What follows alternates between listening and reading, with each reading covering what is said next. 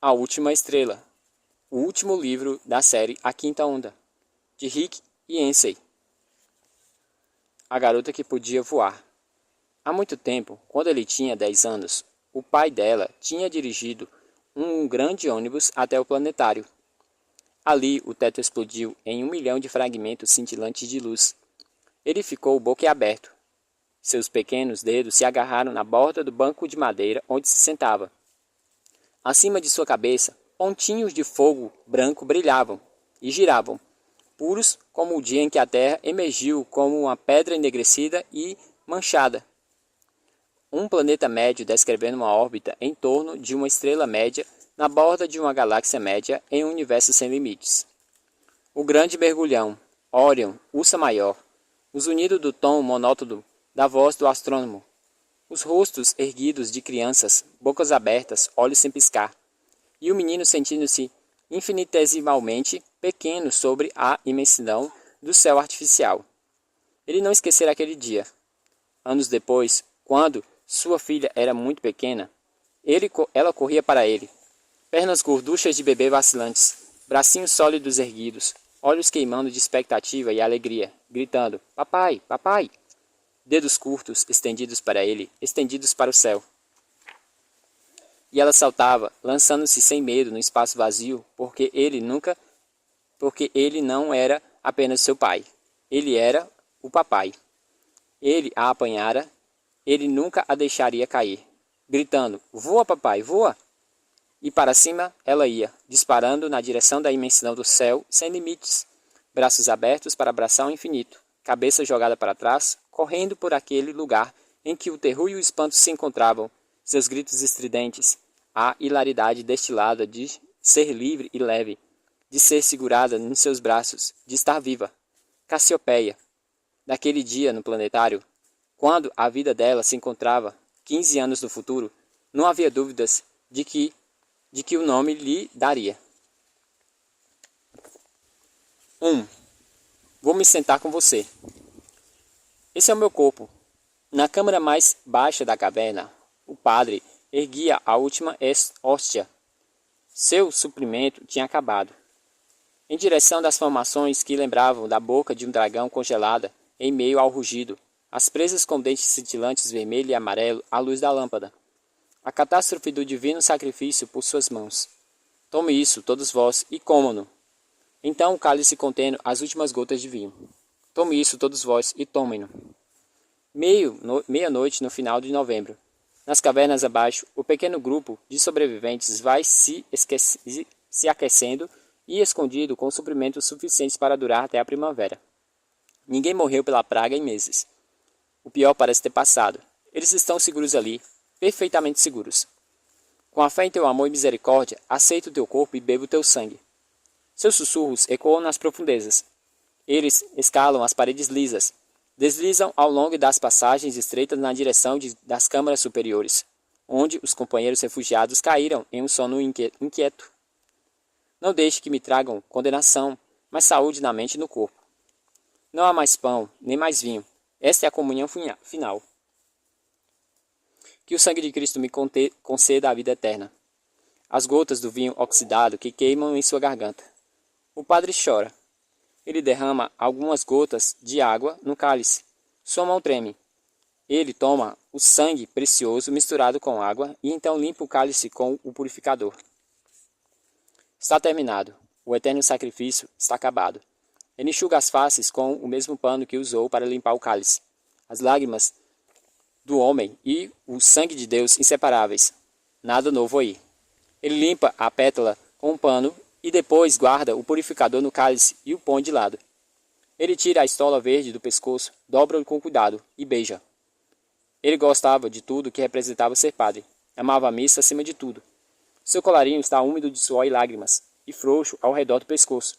Ele emagreceu 7 quilos desde que a praga surgiu e abandonou sua paróquia para fazer a jornada de 160 quilômetros até as cavernas ao norte de Urbana.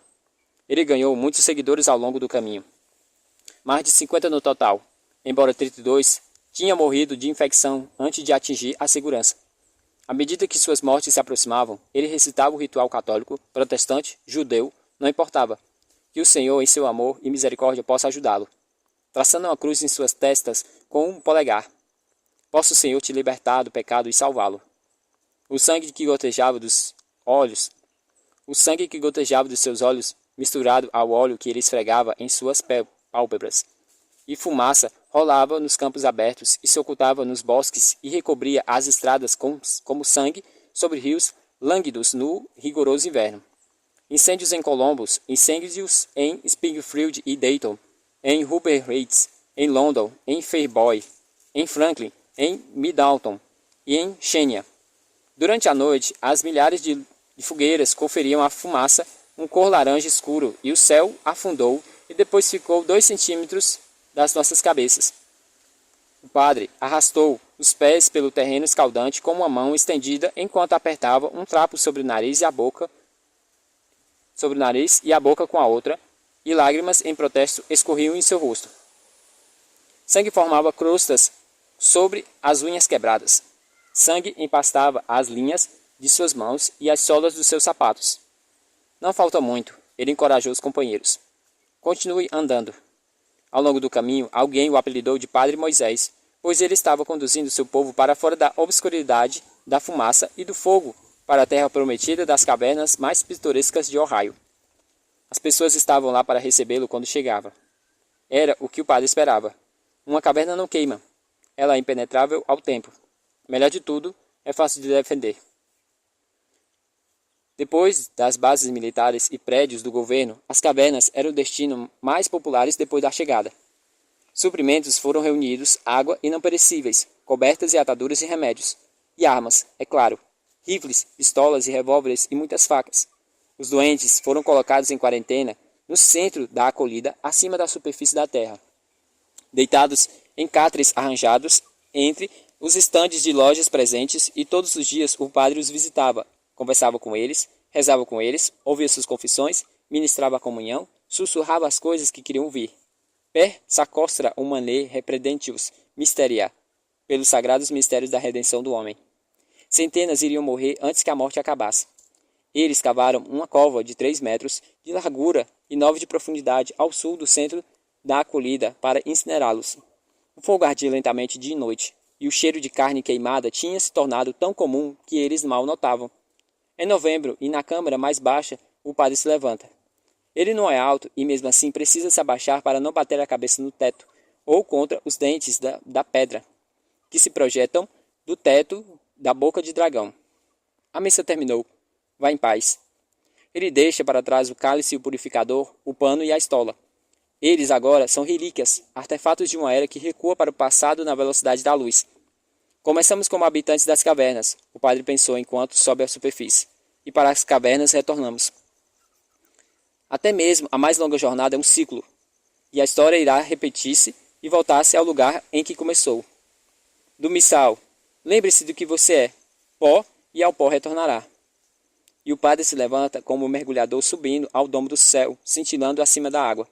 Ao longo da estreita passagem que serpenteia suavemente para cima, entre as paredes de pedras lacrimejantes, o chão é tão liso que o piso das pistas de boliche. Apenas alguns meses antes, alunos em viagens de campo marchavam em fila única, passando os seus dedos pela parede da rocha, os olhos procurando monstros nas sombras que inundavam as fendas. Eles ainda eram jovens o bastante para acreditar em monstros. E o padre se ergueu como Leviatã da profundeza sem luz. A trilha para a superfície passa pelo Cavernous Conte e pelo Crystal King, entre o grande aposento, a área principal dos refugiados e finalmente no Palácio dos Deuses, sua parte favorita das cavernas, onde formações cristalinas brilham como fragmentos congelados da luz da lua e o teto ondula suavemente como ondas rolando para a praia. Aqui perto da superfície o ar é menos denso, fica mais seco e se tinge com a fumaça das fogueiras que ainda se alimentam do fundo que deixaram para trás. Senhor, abençoe essas cinzas pelas quais mostramos que somos pó. Trechos da oração correm em sua mente. Fragmentos de cantos, litânias e bênçãos, e palavras de absolvição. Que Deus lhe conceda perdão e paz, e eu absolvo de seus pecados. E da Bíblia, desci as raízes das montanhas, a terra cujos ferrolhos me prenderam para sempre. Incenso queimando no incensório. Suave luz do sol da primavera estilhaça por um vitral. O estalar dos bancos da igreja no domingo como o casco de um velho navio em alto mar. A solene dimensão das estações, o calendário que governou sua vida desde quando era criança. Advento, Natal, Quaresma, Páscoa. Ele sabe que gostava de coisas erradas, os rituais e as tradições, a pompa e a efetação pelas quais os leigos criticavam a igreja. Ele adorava a forma, não a substância, o pão e não o corpo. Isso não fez dele um mau padre. Ele era calmo e humilde e fiel à sua vocação. Ele gostava de ajudar as pessoas. Essas semanas nas cavernas tinha sido uma das mais satisfatórias da sua vida. O sofrimento traz Deus à sua morada natural, a manjedoura do terror e da confusão, dor e perda onde ele nasceu. Vire a moeda do sofrimento, o padre pensa, e você virá sua face. Um vigia está sentado exatamente ao lado da abertura acima do Palácio dos Deuses. Sua estrutura corpulenta mostrando em silhueta de encontro à névoa das estrelas às costas. O céu ficou limpo pelo duro vento norte predizendo o inverno. O homem está usando um boné de beisebol puxado para cima da testa e uma jaqueta de couro.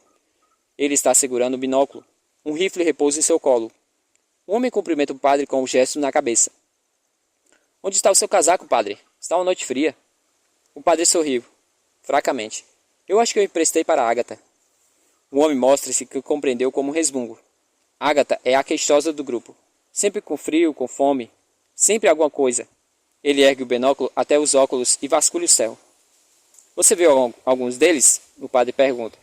Eles avistaram o primeiro objeto cinza prateado, em forma de charuto, em umas semanas antes, pendendo imóvel sobre as cavernas, por vários minutos antes de disparar silenciosamente para cima, diminuindo até se tornar uma cicatriz minúscula na vastidão azul.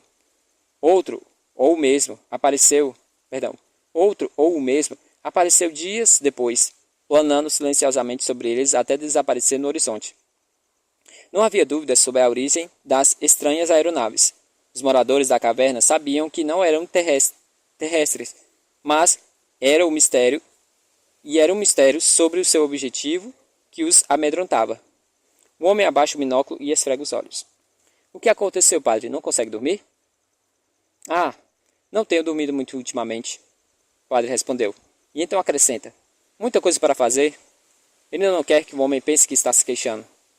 Não há ateus nas trincheiras. O clichê prende no ar um cheiro de rançoso. Ou nas cavernas, replica o padre. Desde que conheceram-se, ele se esforçou para conhecer melhor esse homem. Mas ele é um aposento fechado, a porta seguramente trancada pela raiva e pelo sofrimento, e pelo medo desesperado da vida ameaçada e pelas incertezas do futuro. Durante meses não houve como fugir ou se esconder disso. Para alguns a morte é um auxiliar da fé, para outros é um carrasco. Um homem tira uma embalagem de chiclete do bolso, desembrulha um pedaço com cuidado e dobra e coloca na boca. Ele conta os pedaços restantes até deslizar a embalagem de volta para o bolso. Ele não oferece um pedaço ao padre. Minha última embalagem, o homem diz, a guisão de explicação. Ele muda de peso do corpo sobre a pedra fria. Entendo, o padre fala. Entende? O maxilar do homem se move em um ritmo hipnótico enquanto mastiga. Entende mesmo? Pão seco, vinho, azedo. O gosto permanece em sua língua. O pão poderia ter sido partido. O vinho poderia ser dividido. Ele não tinha que celebrar a missa sozinho. Acredito que sim, o padre responde. Eu não, diz o homem devagar e com firmeza. Eu não acredito em droga nenhuma. O padre cora. Seu riso suave e constrangido é como passos de pés de uma criança em uma escada. Ele toca o colarinho nervoso. Quando ficamos sem energia elétrica, acreditei que ela voltaria. Um homem com um rifle diz. Todo mundo acreditou. A energia acabou e a energia volta. Isso é fé, não é? Ele mastiga o chiclete, lado direito, lado esquerdo, empurrando a bola verde de um lado para o outro na boca. E então as notícias chegam da costa, que não existe mais costa. Remo, agora, é um valioso local beira-mar. Grande coisa. E daí? Houve terremotos antes, houve tsunamis. O que precisa de Nova York? E o que estão esperando na Califórnia? nós nos recuperaremos. Nós sempre nos recuperaremos. Acredito nisso. O vigia está balançando a cabeça, olhando para o céu de noite, para o frio, para as estrelas cintilantes, olhos no alto e visões baixas. Então as pessoas ficaram doentes. Antibióticos, quarentena, desinfetantes, colocamos máscara e lavamos nossas mãos até a pele descascar. Mesmo assim, quase todos morreram. E o homem com o rifle observa as estrelas, como que esperando que elas se soltassem da escuridão e despencassem da terra. Por que não o fariam? Meus vizinhos, meus amigos, minha mulher e meus filhos. Eu sabia que todos iam morrer. Como todos puderam morrer? Algumas pessoas ficam doentes, mas a maioria não fica. E o resto vai melhorar, certo? Isso é fé. Nisso que nós acreditamos.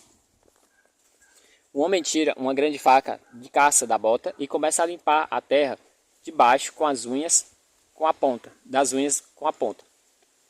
Isso é fé. Você cresce, vai para a escola, encontra um emprego, casa e forma uma família. Termina a tarefa em uma das mãos, uma unha para cada... Termina a tarefa em uma das mãos, uma unha para cada rito de passagem. Depois começa na outra. Seus filhos crescem, vão para a escola, encontram um emprego, eles se casam, formam uma família. Raspe, raspe, raspe, raspe. Ele empurra o boné para trás em um canto da mão que segura a faca. Nunca fui o que chamaria de uma pessoa religiosa. Não vejo o interior da igreja há 20 anos. Não sei o que é fé, padre. Sei o que é acreditar em alguma coisa. As luzes se apagam, elas se acendem outra vez. As águas da enchente vão e vêm. As pessoas ficam doentes e elas melhoram. A vida continua. Isso é verdade. Isso é verdadeira fé, não é? Essa sua bobagem sobre céu e inferno, pecado e salvação, jogue tudo fora. E você ainda vai ter isso. Mesmo os maiores ateus que atacam a igreja têm fé nisso. A vida continua.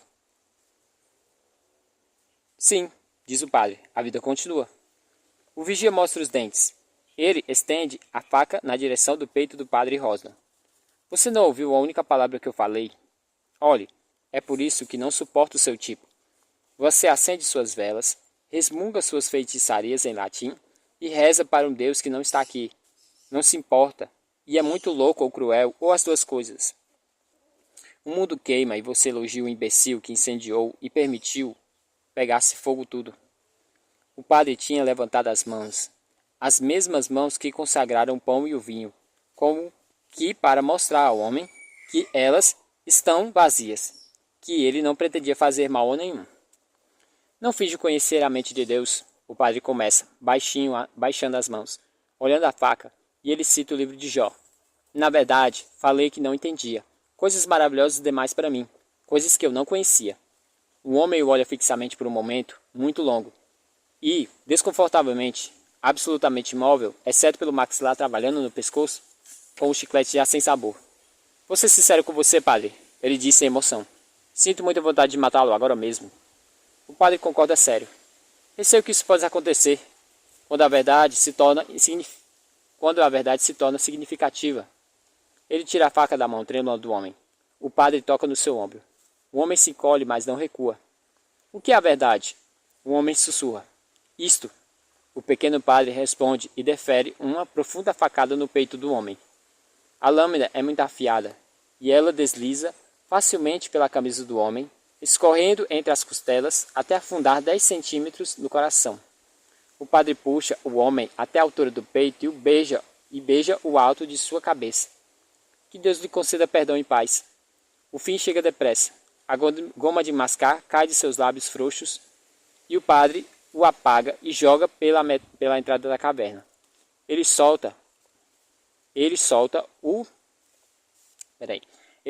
o homem do chão, na pedra fria se levanta. A faca molhada cintila em sua mão. Sangue de novo, eterno pacto. O padre analisa o resto do homem morto, o rosto do homem morto, e seu coração queima com fúria e repugnância. O rosto do homem é hediondo, insuportavelmente grotesco. Não há mais necessidade de esconder sua repulsa. O pequeno padre volta ao grande aposento, seguindo um caminho desgastado que leva à câmara principal. onde os outros se recontorcem e viram em um sono inquieto. Todos, exceto Agatha, que se recosta na parede dos fundos da câmara. Uma pequena mulher perdida na jaqueta forrada de furos de... Perdão. Uma pequena mulher perdida na jaqueta forrada de pele que o pequeno padre tinha lhe emprestado. Os cabelos crespos, não lavados, num ciclone de cinza e preto.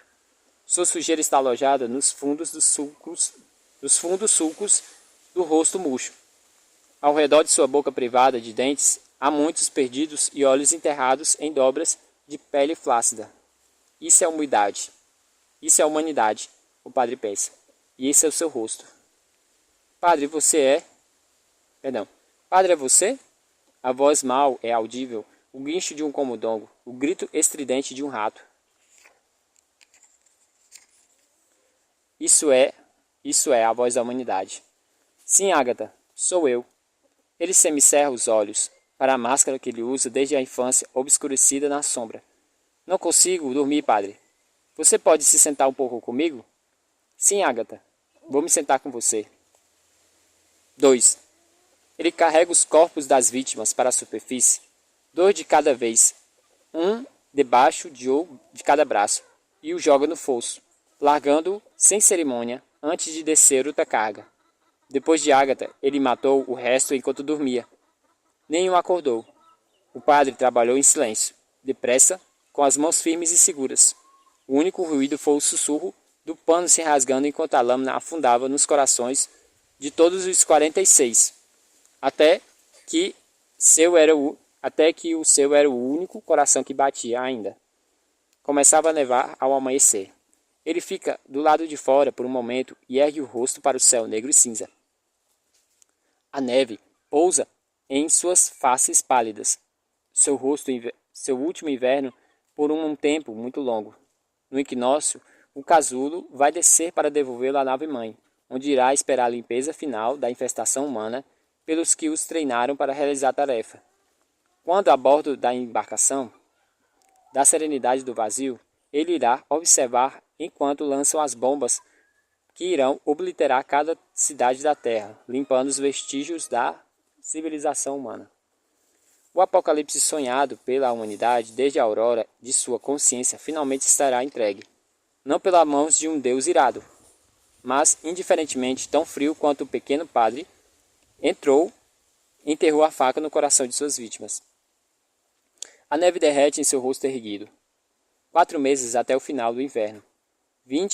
120 dias até as bombas caírem. E então o desencadeamento da quinta onda. Os peões humanos que coincidiram para matar a própria espécie.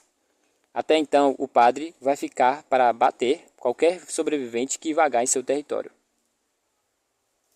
Quase acabado, quase lá. O pequeno padre desce para o palácio dos deuses e quebra o seu jejum. 3. Especialista. Ao meu lado, Navalha sussurrou. Corra! Sua pistola explode ao lado do meu ouvido. Seu alvo era o menor de todas as coisas, que é soma de todas as coisas. Sua bala, a espada que rompeu a corrente que me prendia. A ela. Teacup. Quando Navalha morreu, ele ergueu os seus olhos suaves e comovedores até os meus e sussurrou. Você está livre. Corra. E eu corri. 4. Estilhaços e atravesso a janela da vigia. O chão disparado para o alto a fim de me encontrar. Quando aterriço no asfalto, nenhum único osso se quebra. Não vou sentir dor. Eu fui aperfeiçoada pelo inimigo para suportar quedas maiores do que essa. Minha última queda foi de 1.500 metros. Essa foi fácil. Aterriço, rolo e fico em pé. Corro ao redor da torre, depois pela passagem em direção à barreira de concreto e cerca protegida por arame. O vento grita em meus ouvidos. Eu sou mais rápida do que o animal mais rápido da terra. Comparado a mim, o guepardo é uma tartaruga. As sentinelas no perímetro devem me ver, e o homem da torre de vigia também. Mas nenhum tiro é disparado, nenhuma ordem dada para me abater. Corro até o fim da passagem com uma bala cantando no canto de uma arma. Um cano de uma arma. Eles não podem pegá-la. Como eles poderiam pegá-la? O processo instalado em seu cérebro faz cálculos antes mesmo de eu atingir o chão e já transmite a informação para milhares de drones microscópicos designados para meu sistema muscular. Não preciso pensar em velocidade, ou tempo, ou ponto de ataque. O hub faz isso por mim. No fim da passagem, eu salto. Meu pé aterrissa no alto da barreira de um concreto por um instante. Depois dá um impulso e me lança na direção da cerca. O arame farpado voa para o meu rosto. Meus dedos deslizam para o espaço de 5 centímetros entre as espirais e a barreira superior para que eu execute um salto de costas sobre o topo. Passo por cima deles primeiro, com os pés, costas arqueadas e braços estendidos. Piso no solo e acelero de novo até atingir velocidade máxima, cobrindo os 100 metros até o terreno aberto entre uma cerca e a floresta em menos de 4 segundos. Nenhuma bala me atinge. Nenhum helicóptero cria vida para me caçar. As árvores se fecham atrás de mim como uma cortina puxada. E os meus passos são firmes no chão liso e irregular. Chego ao rio, suas águas rápidas e escuras. Meus pés parecem mal tocar a superfície enquanto atravesso. Do outro lado, a floresta dá lugar a uma planície aberta, quilômetros esplêndidos se estendendo em direção ao horizonte do norte. Uma vastidão sem fronteiras na qual eu ficaria perdida, não descoberta nem perturbada. Livre. Corro durante horas. O 12º sistema me sustenta.